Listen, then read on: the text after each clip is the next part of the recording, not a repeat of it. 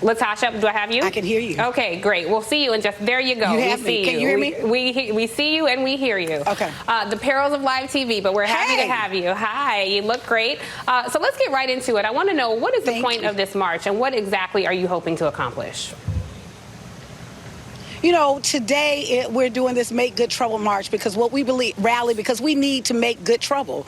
You know, we are right now in 2021, we have less voting rights now than we had in 1965 when the Voting Rights Act was signed. You know, and as we're talking about, there is a lot of unfinished business that we have to deal with in this nation. While Dr. King and others, thousands of others stood on the Lincoln Memorial, we're coming today at threefold. One is to really be able to lift up and commemorate what they did 58 years ago, but two, to also say that there's unfinished business. We've got to deal with criminal justice reform. We've got to deal with reparations. We've got to deal with voting rights. And then the third piece is to really be able to lift up and amplify the message that the people are not going to give up. We're not going to stop. We're not finished until in this country we secure the right to vote, that people are not punished because they participated in an election, but that we have free and fair elections and that all citizens have equal access to the ballot.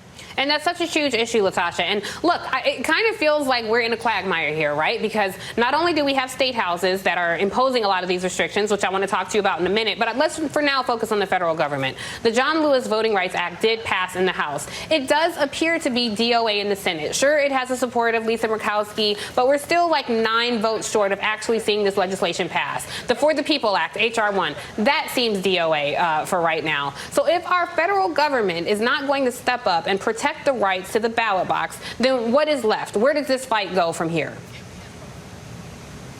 You know, I think the first thing we got to do, there is a solution on the table, that you can end the filibuster, that the Democrats actually have a majority in the Senate, I believe that if the president used the full weight of his office to make sure that he put his party in line, that we can get this passed. If you really know the history of the March on Washington, the very first line in the list of demands was really calling for the end of the filibuster. And so here we are now, 58 years later. Here we are, 53 years later, after the civil rights movement, and 58 years later, that we're still looking at the filibuster as a vehicle that actually stops progressive legislation, a filibuster that is actually standing in the way of voting rights. So there is a solution. We need the Senate to act now.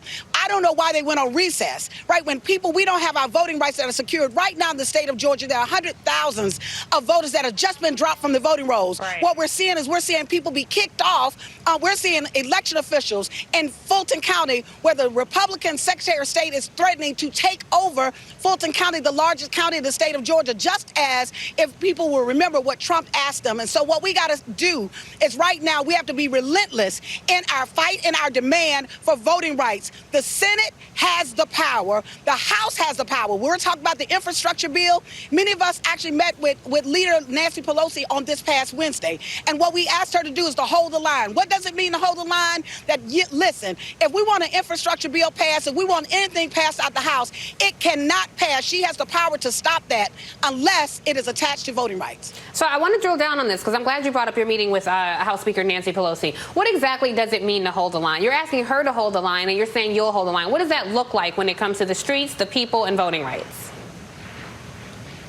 What that looks like is that she has the power to stop everything, right? She has the power to stop what comes through the House and not to let it go forward unless it's attached, unless voting rights is a part of it. You know, we want infrastructure. We support the infrastructure bill, but we can't have infrastructure talking about roads and highways and bridges and at the expense of letting the political infrastructure in this country collapse and be weakened. And so what we're saying is we're asking her to hold the line, to use the fullness of her power as Speaker and the House to literally say that we're not going to let anything go forward, including the infrastructure bill, unless it includes voting rights. All right, LaTosha. Thanks so much. Hold the line. Hold the line. And can't stop, won't stop. LaTosha Brown, good luck with the march there. We'll check back in with you if anything happens. And thanks so much, LaTosha. I do want to bring in now the host of Politics Nation.